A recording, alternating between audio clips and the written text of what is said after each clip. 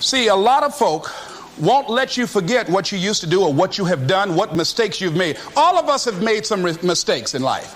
All of us have done some things that if we had them to do over again, we wouldn't do it again. There are a lot of things that if I had it to do over again, if I knew then what I know now, I would have done it differently. Well, it didn't happen that way. I didn't do it like that. Oh, you don't want me to live that down? How you want to keep on putting that in my face about what I did? Guess what? I'm not interested. When you permit things to use you, you can't change the past, but you can interpret. You can reinterpret how you see it. For years, I was going around with a heavy load on my shoulders, feeling bad because I was adopted, doing interviews for adoption agencies and foster homes. And I was on television once, and I told these people in this particular interview that I was giving away my twin brother and I when we were 6 weeks of age. A friend of mine, fortunately, was listening to the program. And she said, Les, I'd like to have lunch with you. And so I went over to see her. She said, when a woman carries a baby for 9 months, feeling that life movement in her, it's automatic and natural for her to learn to love that baby, to expect it to come here when she bears the pain to bring it into the world. Your mother, Mamie Brown, when she came in to adopt you guys, she didn't go through that process. She looked at whoever your biological mother was and said, I'll take her. You weren't given away less. You were chosen with love. Same event, but reinterpreted. An interpretation that empowers me. So when you begin to look at your past, give an interpretation that empowers you. That's where I used to be. That's not where I am now. I'm growing. In your mind right now, think about some particular event or act in your life that you feel very bad about, that you really regret that took place. If you had to do over again, you would do it differently. With that there, I want you to see yourself in your mind's eye and say to yourself, I love myself unconditionally, and I forgive myself. If I knew better, I would have done better. Let me tell you something about the mind, how it uses you. Tell you something super stupid that I used to do. Do you know for years I hated my mother and my father, whoever they were, because they gave me away as I thought at that point in time? And guess what?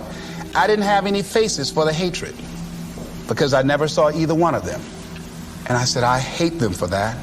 And then once I forgave them and said, it's okay. Had they not given me away, I would have never been blessed to have the mother that I have. But when I went through this process, saying forgive them, I remember in my mind as I was trying to picture these people, I had two individuals in my mind standing there with no faces because I didn't know how they look. But I released that.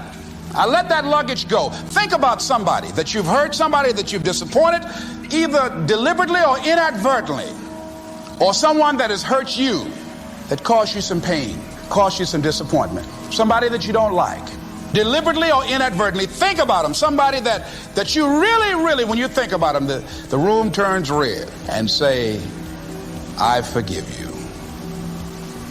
I forgive you unconditionally.